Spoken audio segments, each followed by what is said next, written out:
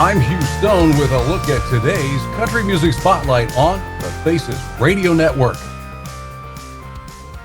Tammy Wynette, the voice of every woman's heart. Born Virginia Wynette Pugh on May 5, 1942 in tiny Tremont, Mississippi, Tammy Wynette's life was never easy. Her father died when she was just 9 months old, and her mother left to work in a factory, leaving little Virginia to be raised by her grandparents in a farmhouse with no running water. She grew up picking cotton, dreaming of something bigger, and finding comfort in music that told stories of heartbreak and hope. Before Nashville ever knew her name, Tammy worked as a beautician, and she raised 3 daughters on her own. She was cutting hair by day and cutting demos by night, chasing the dream one phone call and one prayer at a time. When she finally packed her belongings and moved to Music City in 1966, she brought with her little more than a suitcase and a stubborn belief that she could make it. That belief paid off. Producer Billy Sherrill heard something raw and real in her voice, a mix of strength and vulnerability that could stop you in your tracks. Together, they recorded Apartment Number 9, and just like that, the world started paying attention. But it was her 1968 anthem, Stand By Your Man, that made her a household name. And at the same time, it sparked a national debate. To some, it was traditional. To others, controversial. Yet through it all, Tammy stood firm in what the song truly meant: forgiveness, loyalty, and love through the storm.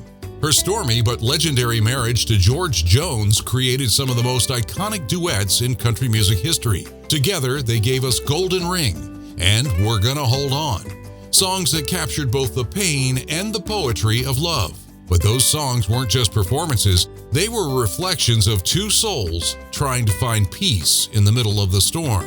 Even when their marriage ended, their musical bond never truly broke.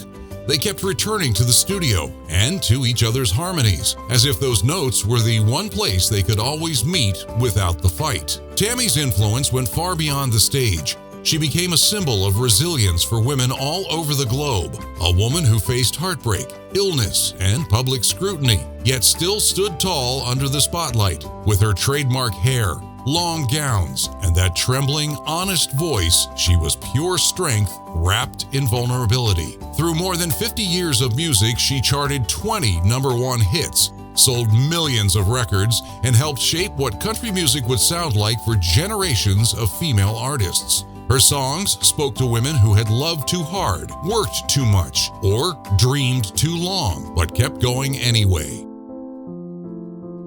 In 1998, Tammy Wynette took her final bow.